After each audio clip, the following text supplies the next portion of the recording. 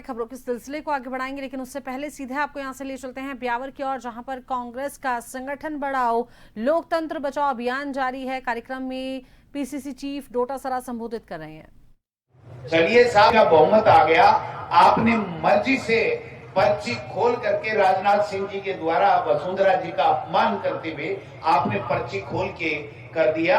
लेकिन आप ये बताइए, जिस संविधान से और जिस लोकतंत्र के बहुमत के आधार के ऊपर आप लोग 5 साल के अंदर एमपी और एमएलए का चुनाव करवा रहे हो, आप नगर निकाय के और पंचायत राज के चुनाव क्यों नहीं करा रहे हो, क्यों नहीं करा रहे हो, ये मैं पूछना चाहता हूं आप सबके माध्यम से इस सरकार से। आप बताइए, क्या कह रहे हैं कि ओबीसी आयोग ने रिपोर्ट नहीं दी।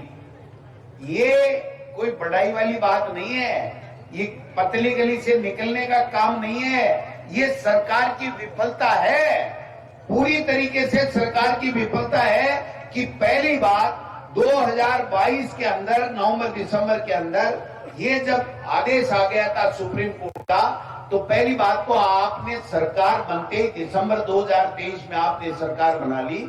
उसके बाद में आपने क्यों नहीं ओबीसी आयोग बनाया, जिसके आधार के ऊपर, क्योंकि 9-10 महीने बाद में नगर निकाय के चुनाव, 59 नगर निकाय के चुनाव होने थे और उसके बाद में 2-3 महीने बाद में पंचायत राज के सरपंचों के चुनाव होने थे। तो आपने क्यों नहीं ओबीसी आयोग का गठन किया? आप 1.5 साल तक सोते रहे और सोने के बाद में आपने एक ओबीसी आयोग का गठन किया और ओबीसी आयोग के गठन का कार्यकाल 3 महीने और 3 महीने के बाद में आपने 3 महीने तक उनको बाबू नहीं दिया, उनको पेन पेंसिल नहीं दी, कंप्यूटर नहीं दिया, गाड़ी घोड़ा नहीं दिया। जब नहीं दिया तो वो क्या काम करेगा? वो तो आके ऊँगते रहे, घर पे सोते रहे, एक दिन भी कार्यालय में नहीं आए। फिर आपने फिर टाइम बढ़ा दिया, फिर टाइम बढ़ा दिया। आप इस तरीके से टाइम बढ़ा के 9 महीने हो गए और सितंबर तक का कार्यकाल बढ़ा दिया।